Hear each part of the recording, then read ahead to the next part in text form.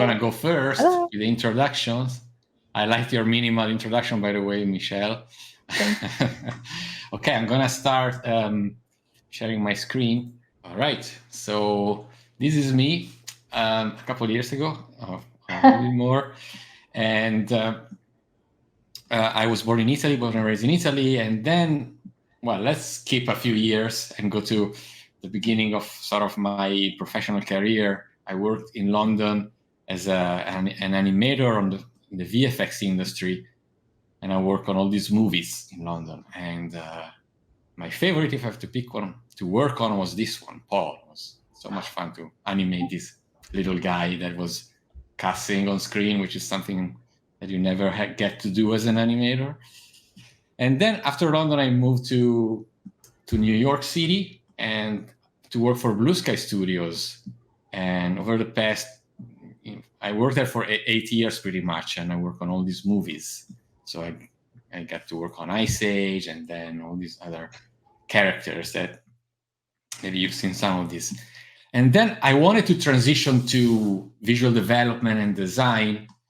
And I got the opportunity to do that with director Mark Osborne at Netflix Animation. He was directing their first Escape from Hell, and then with Kindergarten.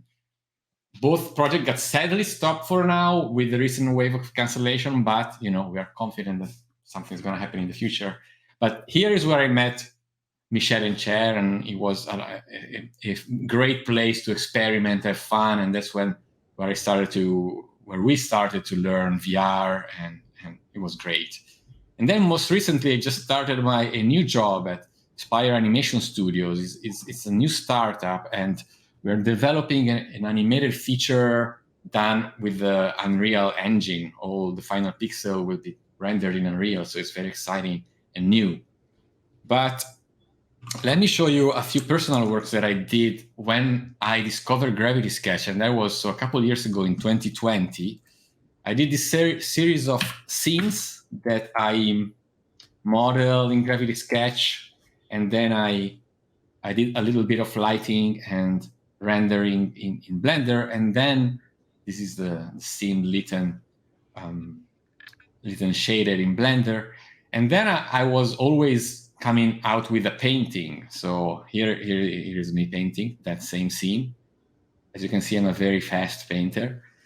And yeah, so that's what I did for a few months. My styling is now a little different. If you saw my previous talk, that's more what I do now. But I really enjoy doing this, creating this little world with Gravity Sketch. It's so intuitive and easy to get inside it and create that. And this as well is all modeled in Gravity Sketch, and now here it's imported in Blender with some extra lighting. And here is a little animation render, like if it was like an old TV. My love letter to Japan kind of thing. I love Japan. And this is the painting that I did out of it. And this is another one with this little girl waiting for a train. And this is a little animation that I did out of it. And then there's a painting as well. I'm not showing all of them. This is like, I like early 90s anime, manga. That's what I grew up with. So these two are kind of riffing off of that, like stuff like Rumiko Takashi's anime, like Ranma. If there's someone around my age, you'll probably remember that. And yeah, so this is me. And now I pass the screen to Qieer. Thank you. All right, so hello. My name is Qieer Wang. Let me help you to pronounce my first name real quick. Qieer. Yep, and I'm a Chinese visual artist and animation director and a studio funder.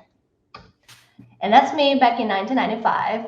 I was based out of Chengdu, Sichuan, a province based in southwest China.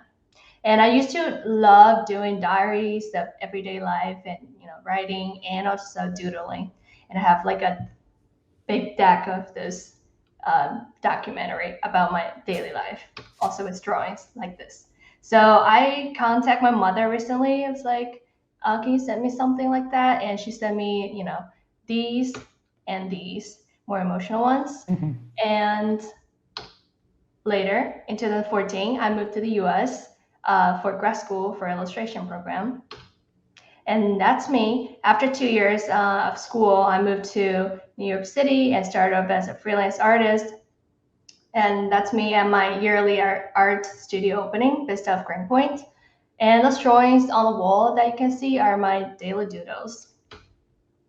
And right off school, I'm trying to extend the spontaneous spirit from my daily drawing to motions, something like this. And also my 2D world. So including editorial illustrations and 2D frame-by-frame animations. And I just figured I really love the wiggly, bubbly, energetic shapes. And I've been wanting to explore them in other new medias. And that's me. In 2017, I went to a film festival in Holland. And that's where I first encountered VR.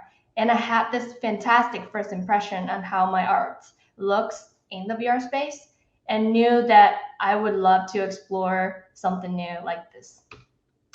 And during the past year, working at Netflix with my folks here, and on the pre-production for the feature film, I started off to picking up the 3D environment design with Gravity Sketch.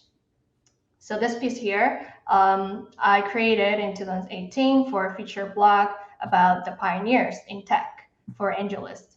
So I figured this might be the perfect timing for me to do a recreation for this piece in 3D space. And I did so. So here's a short video. So for me, new tools equals to extended possibilities in visuals. But new technologies and new media's approaches can be very intimidating for a 2D artist like myself. I have always wanted to explore my 2D approaches to 3D space. It's really great to find free tools like Gravity Sketch that can shorten the long bridge that I had to cross. So here is me exporting everything into Blender and adding shaders and some lightings. And here's the final render.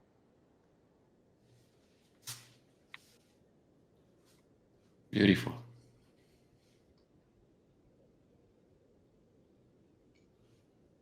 Amazing. Thank you. Yeah, I had a lot of fun doing those little different exploration. And here is QIE Media. So the studio I founded in late 2021. So right now we have 2 part-time and a handful of freelance artists behind this. And on a daily basis, we're tackling on custom animation, branded content, and motion design, and short films. And also in-house, we also focus on artist curating programs and mental well-being projects. So TAC is one of those projects, and TAC is short for Therapeutic Animation Cinema. So right now, in partnership with Animation Night of New York, it's short for ANY. It's a film festival based off Lower Manhattan, running monthly online animation screening. And we're currently building a prototype with Gravity Sketch and Amazon Web Services. And primarily, this is a space for 24/7 animation screening, but also we're brainstorming for different possibilities in hosting private panels in between, like professional therapists versus filmmakers. And recently, I bumped into another application for Gravity Sketch, which is a birthday present. So my boyfriend's birthday this year, I made a little replica of his childhood house that he grew up, and also his grandpa. And here's the short video about it.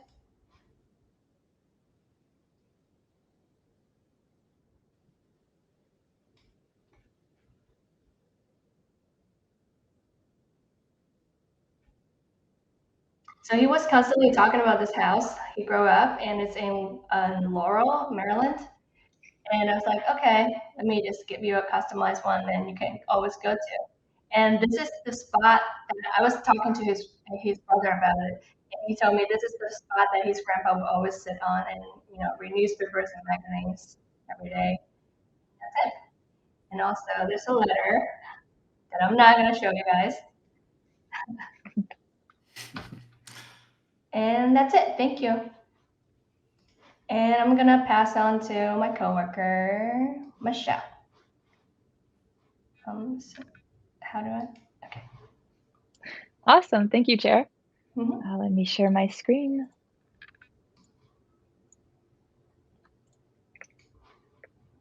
All right. Do you see my picture? Lovely. All Beautiful. right, so that's We me. do.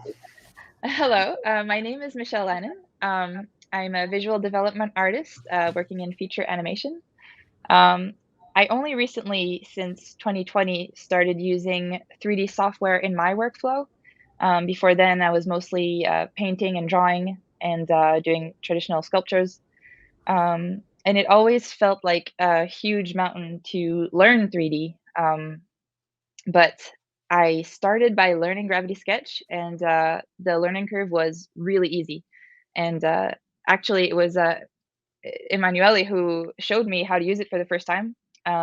It was so easy to learn. It felt so intuitive.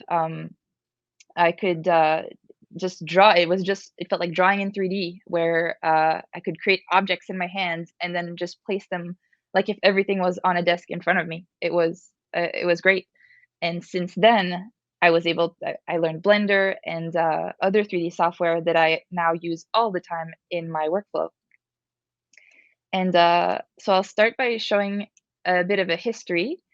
So one of the first projects I worked on was The Little Prince, directed by Mark Osborne, where I got to work on these amazing sculptures designed by Alex Juhas, where I got to work on expressions, faces, hands, replacement mouths, all of that for the stop motion part of the film.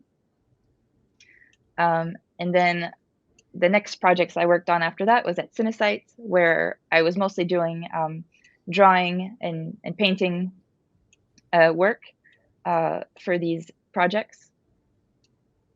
And I also worked on these two projects, Escape from Hat and With Kind Regards from Kindergarten, both directed by Mark Osborne.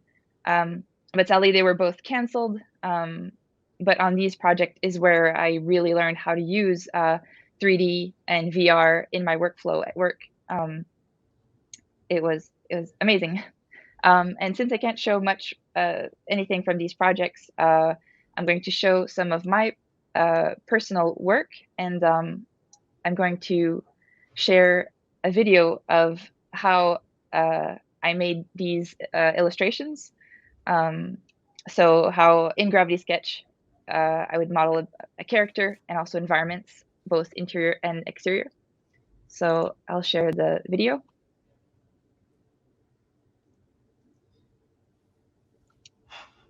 So I'm going to start with this one. So I begin by, in Gravity Sketch, modeling the character using basic shapes, really, and pushing and pulling on the objects to kind of sculpt them into place, copying and pasting, easily grabbing some, placing them where I want. And once the character is all modeled and posed, well, then I bring it into Blender, where I'll add some lights and some textures, and I'll find a good camera angle. And once I render out some images, then I bring it into Photoshop, where I'll do the paint over. And here's the final product. And the same for an environment. So here in Gravity Sketch, I sketched out the entire environment, so the whole set, exterior, interior. So it's really fun to be able to navigate through the sets and to find good camera angles. And I modeled some characters too to go with it, and I positioned them in Blender, and everything is imported into Blender, where I added some textures, some lights, placed some cameras, and did some renders. And then after the renders, this is the render, I paint over. And the same thing for the exterior. So the render and the paint over. So that's it for my process. And Very nice, Michelle. Yeah. Thank you. Thank you. And next, now that you know us, here is the image. It's a painting from Eyvind Earle, and this is the painting that we recreated in Gravity Sketch and Blender. So I'm going to start the video of the process of making this image in Gravity Sketch and Blender. Yeah, and we decided to do that because we couldn't show anything from Netflix, of course. So we wanted to do something similar to what we were doing on a daily basis, which is taking a piece of artwork from the art director, for example, and start creating an environment out of it. So we find this piece on Twitter one day, and we're like, oh, we all really like this, and we wanted to try it out to recreate this whole piece in 3D. And basically just to show, our workflow. Yeah, and we split Exactly. Sorry, go ahead, Michelle. Well, yeah, and then after that, we all joined a session in Gravity Sketch where we were able to together, and like if we were in the same room, build this model together. Yeah, and you can see me and Manu over there because Michelle is the director of this film. Yeah, it's so cool to work together in the same space. Yeah. Yeah, I was Yeah, I want to exactly. mention that it's so easy to learn from each other in this shared room. For example, I was building this the branches first in the random shape, but it didn't really work out because the language of the shape. So Michelle just really quickly showed me how to do that with one like using the points, and then you play around with the shapes and and we can all see our panels like how you do this, and it's pretty amazing that I hear like Manu, you learned this from another coworker, and then Michelle learned from you, and I actually learned from Michelle. So it's very nice to know that. Yeah, for sure. Yeah, yeah, and it's so easy. So easy. Yeah, yes, and so we split the image in three. So there's a foreground, there's a clear foreground, midground, and background. So Michelle was doing the whole foreground, Chair was doing the whole midground, and I was doing the background. So it was easy to divide the task like that, basically. And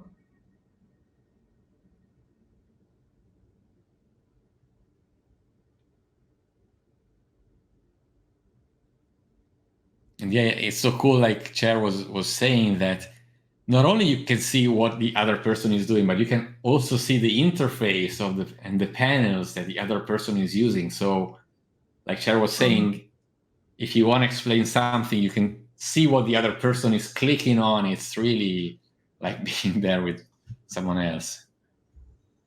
For sure, and you can also point exactly to where to whatever you're talking about to show the interface, what you're clicking exactly.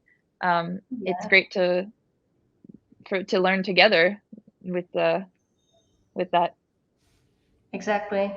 And I think the other day we were still talking about this, like, just can't believe we still haven't met in person for all those years, and we've already, Right. honestly, our whole team is like based up everywhere, and Michelle is in Canada, Manu is right now in LA, I'm in New York, and it's kind of crazy. Yeah, it's weird because I feel like I know you so well, and no, we talk every day, like in a situation like this. And with Gravity Sketch, it really does feel like we're all in the same room. Yeah. Absolutely. You talk to someone like if they're right next to you. Yeah. Like I remember one time, me and Satish is one of our other coworker. We jump into the same room and we can see each other's height with the default setting. Like if you don't zoom in and zoom out. Right. Yeah. That's crazy. The fighting thing. Oh, yeah, remember, Chair. Yeah. We're having a boxing match. Yeah. On the but tower. like fun little moments like that. I think it's really helpful for us to like feel connected while working creatively towards something together. Yeah. You lose.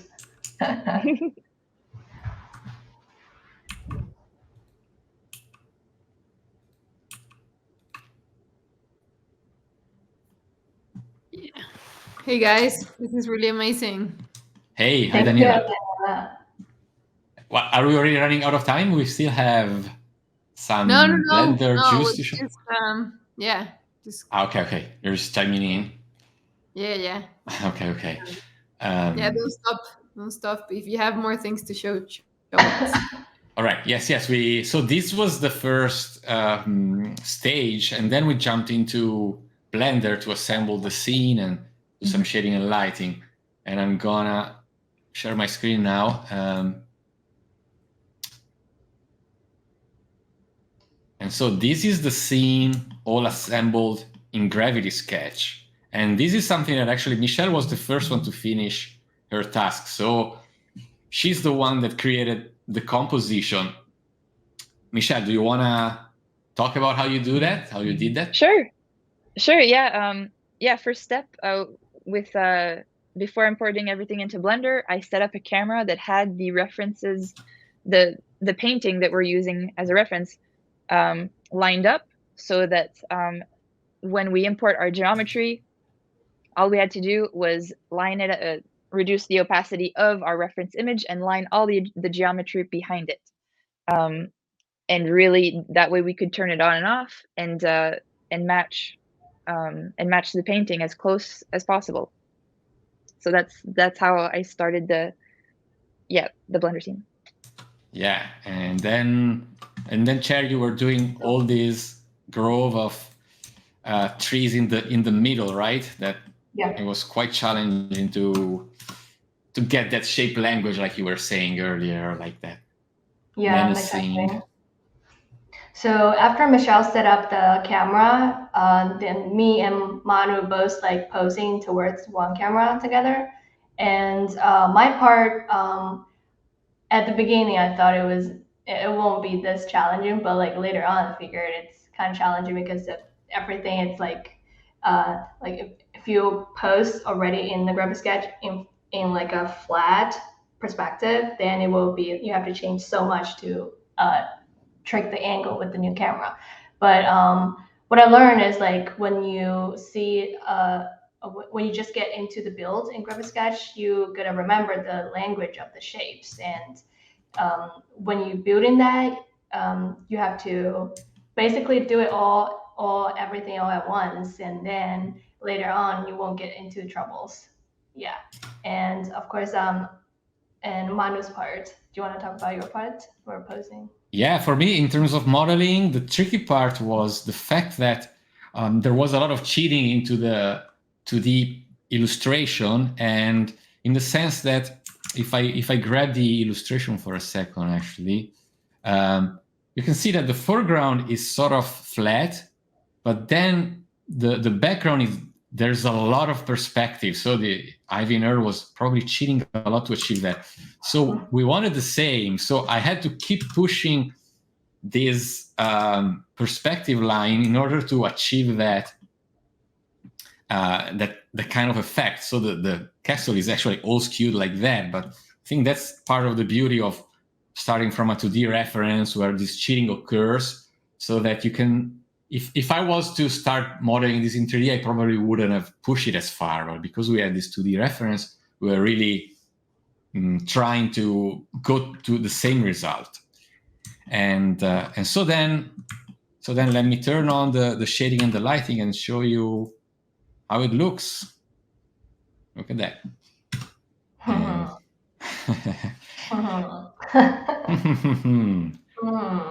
And so, yeah, again, like maybe Michelle, do you want to talk about, Michelle did all this foreground with this incredible lighting. Do you want to talk a little bit about that?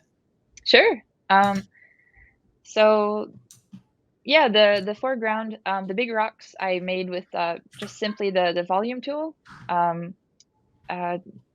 So they're very quick, just to block out the big rock shapes.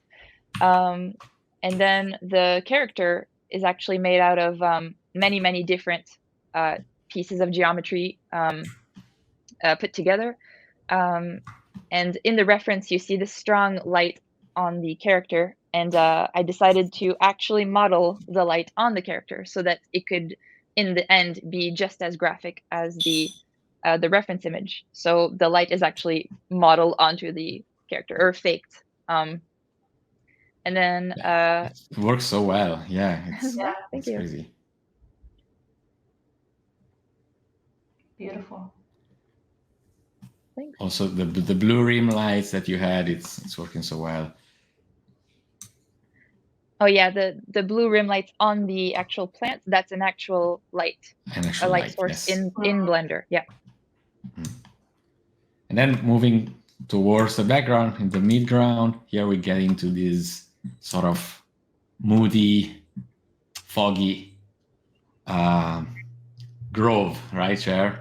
Right. Yeah. So basically, for my part, after figure out the posting for all these tree trunks, I'm using the shader that Michelle set it up. So when we were working together in the previous project, we have this little workflow of whoever gets into the Blender first, who will have the shader prepared, and we would just copy and then do a lot of modify in different colors or different scales. So I did that, and also applied a volumetric shape on top just to have this foggy kind of atmosphere. There are probably like 3 or 4 different parts. And also in the front a little, it has more, has a few lights just to, getting onto the first 2-3 trees. And the back trees will have, like, for the shader parts, will have darker color combination, stuff like that. Yeah. Yeah, it really creates that atmosphere of the illustration. Yeah.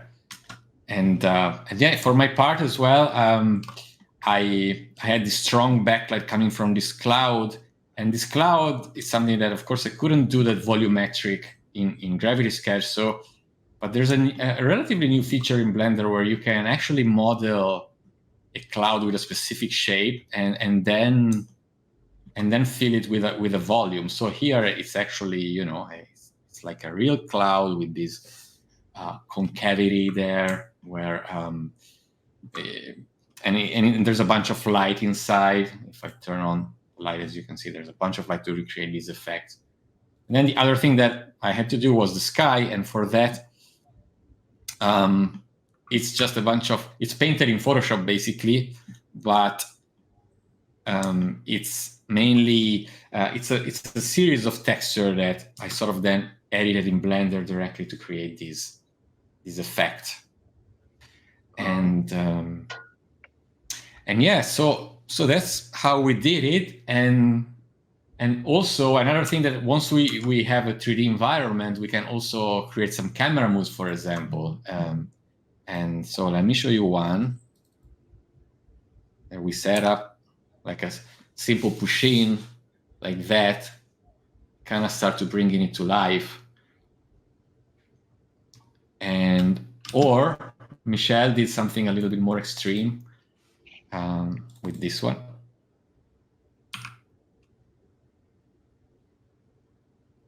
So of course, like it wasn't really holding up really well in the close-up part because we modeled it to be wide, so we didn't get into the details.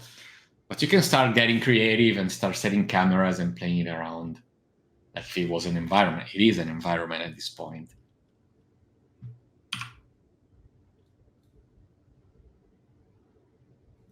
So yeah, this and in the end, we wanted to show you like the 2 images side to side. This is the illustration, and this is the Blender file render with no element taken from the illustration. It's just entirely recreated. There's no any kind of camera projection or cheat. It's all been redone. Yep.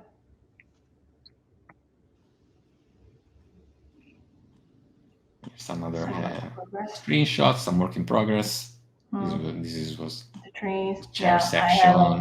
I have 5 different samples of trees, and then when you put into Blender, you just, some are thinner, you take them apart and put in the back and just reassemble everything based on the camera. Michelle had a lot of groves to figure out. Yep. a lot of plants. Of thorns. It's looking great.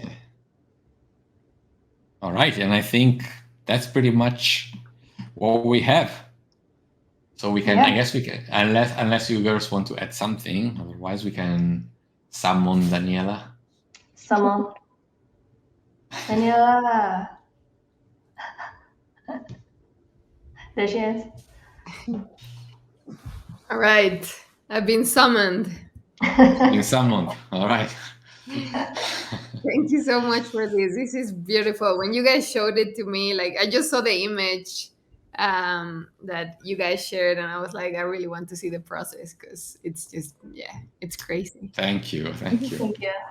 And it's really interesting to hear all of your backgrounds and experiences working with different tools. Especially, I mean, Emanuele, you were already kind of like a 3D person in a way, even though your work, you can see how it has kind of like gone through different transitions through the different kind of like exposures you've had to different tools and so on.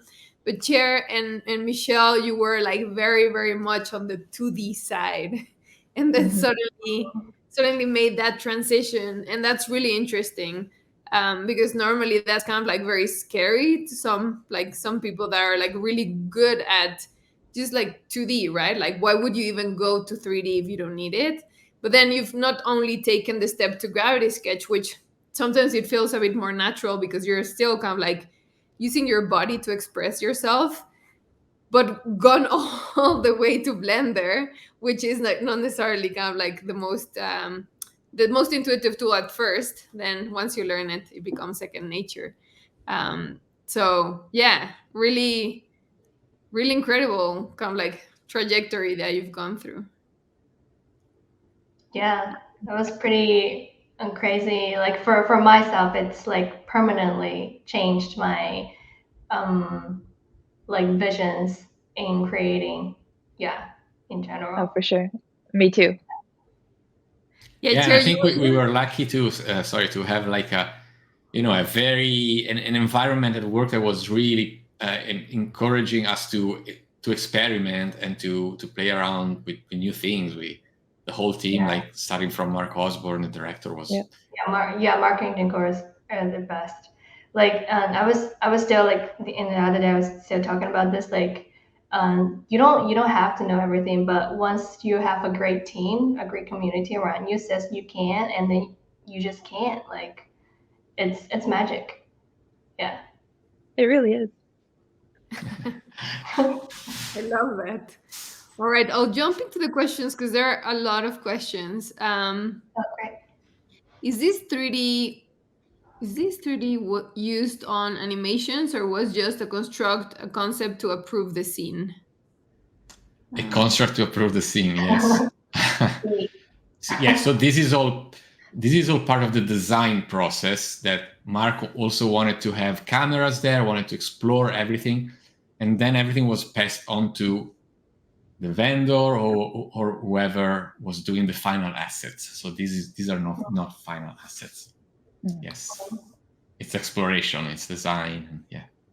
Yeah, which I love that part, right? Like sometimes we think that 3D is the final thing, but it's sometimes it's really just about exploring and communication.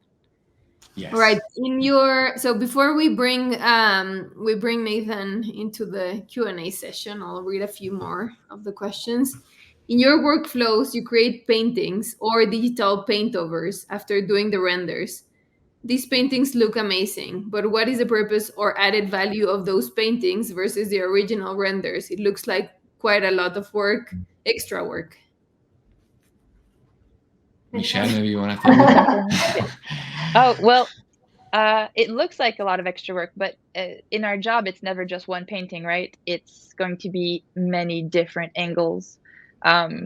So once you have a set, once you have your characters, and then you can really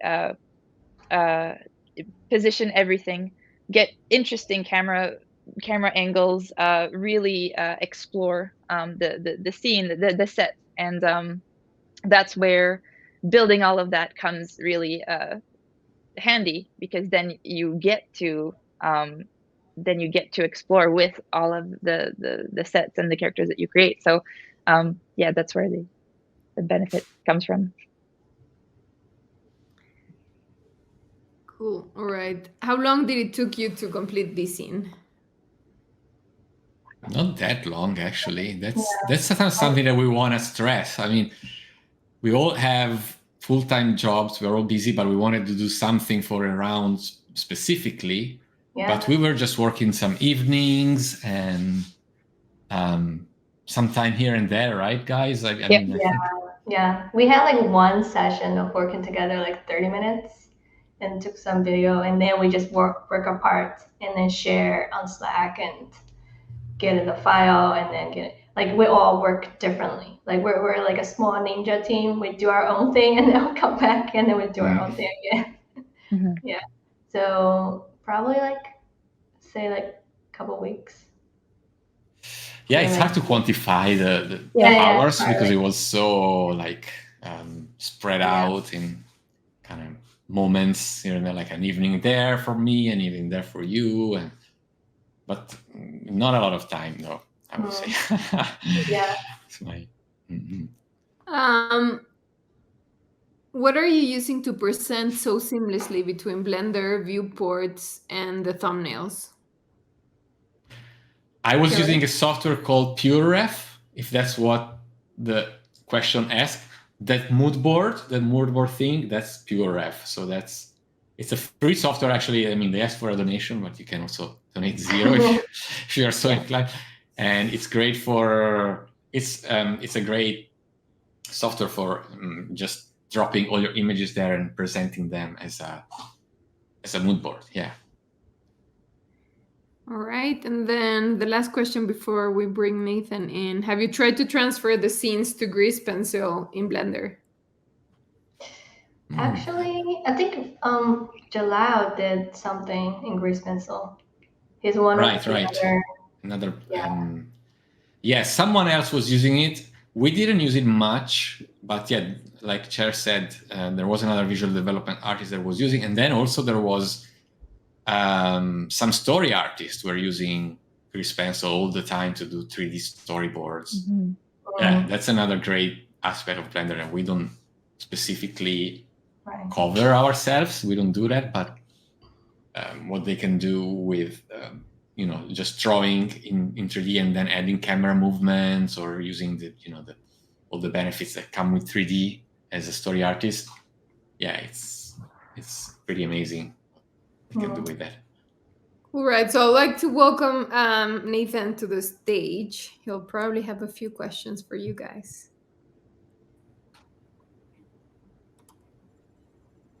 Hi, can you guys hear me?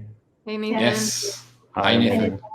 I just wanted to thank you for that presentation. It's like really phenomenal work, super inspiring, and I'm really in awe of how the three of you managed to achieve like such consistent design and visual identity like in that collaboration together. It seems like a really like healthy workflow, sort of like a really nice counterpoint to the idea of like the lone genius artist.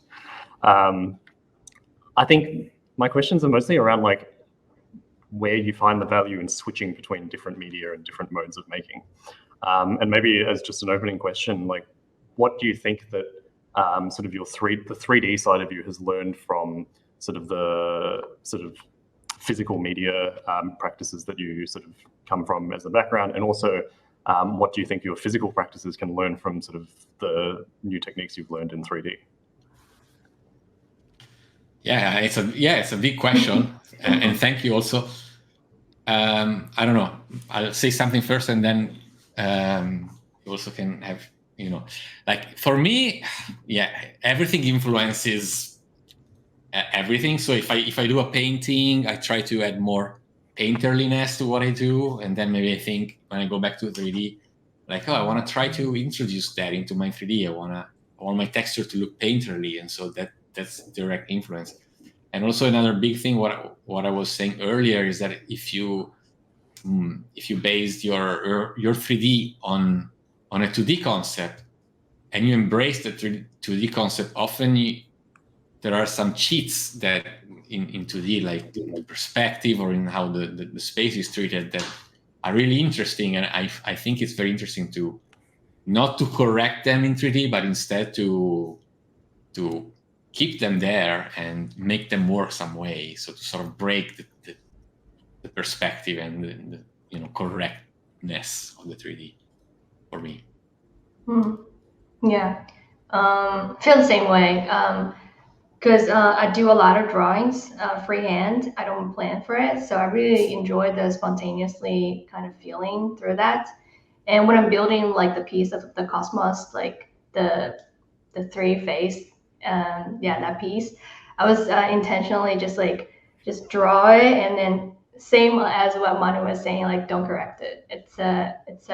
It happens. It's already happened. And later when I'm adding shaders, I will like try to make it into like from the camera angle. I will still do some sort of correction, like rotate it or like what, but like won't do too much. So for me, I feel like enjoy the whole process is the most important part. Michelle, do you have what's your nugget of knowledge? Could you please repeat the question? Yeah, I guess my question was just like, what lessons do you think 3D artists, or sort of the 3D artist in you, can learn from the painter in you, and what lessons do you think the painter in you has learned from the 3D artist? Oh, that's a difficult. Oh, it's difficult. I have to think about this. I'm sorry. Do you have any other questions, Nathan? Yeah, I mean, I guess like, do you find yourself switching between different media through your process? Like, do you find if you get sort of stuck in a creative point or something, that sometimes it's good to come out of 3D and just like draw something in a book, or sometimes likewise to switch into 3D as a way to trigger a different way of thinking? Yes, absolutely. All the time, actually. Yeah. Yeah, sometimes it's easier to draw something. Sometimes it's easier to jump into Gravity Sketch and make it in 3D, design it there, or vice versa, for sure. Yeah, it's all connected. Or you write something, and then it's like, all connected. Yeah, and also learning what's best for what you have to model, for example. So there are certain type of scenes or objects where Gravity Sketch is perfect, but maybe other things that maybe something more organic and where the surface needs a little bit more work, like where you need maybe a voxel type of softwares like Substance Modeler or 3D Code or just Blender. It's better. So depending on what you have to do, I think also it's important to choose the right tool for the task. I guess maybe that leads into another question I have, which is around sort of how you feel about the way in which sort of every year it seems like there's more and more amazing software that like helps to sort of accelerate different workflows or to sort of unleash different parts of creativity, and with all the diffusion models that allow us to generate image from text and all of that. How do you feel about sort of do you feel that that's creating a slightly more frictionless approach in design? And do you think that the friction is like important to the design process somehow? And like, what are the pros and cons that you feel about sort of the advances in sort of design technologies? I'll go first. Okay. I think that we are in a second renaissance of softwares. Is like, maybe in the early 2000s when Maya came out and 3ds Max and all the softwares came out, they opened a lot of possibilities, and then they stayed pretty much the same for 20 years or so. And now we are seeing like all these new designs of softwares like Gravity Sketch and the other VR softwares and a bunch of others. And not to mention the AI stuff that's coming. And definitely there's a little bit of sort of FOMO or like a little bit of like, oh my God, I have to learn another software now. But it's also part of the fun though. So I think, it's good for you if you like to learn new softwares. If you don't, it's like, well, hobby is to learn. Yeah. But It's exciting though. Yeah, it's exciting. I just wanted to echo what Manu was saying. The last question, I think about it, I was like, that's kind of how when you're involving in your own art as an artist, you always wanted to know yourself better in a way of like what do you actually want to pursue, like in content wise and media wise, and there's so many medias, and you will need to train your brain to like analyze which parts connect will give out the best outcome for your interest. So yeah, I think it's a work in progress forever. And the more tools, the better actually, like you can choose from. And again, there's so many tutorials out there. If you wanted to know if that's be a good fit for your new workflow for some projects, you just watch a tutorial and see if that works.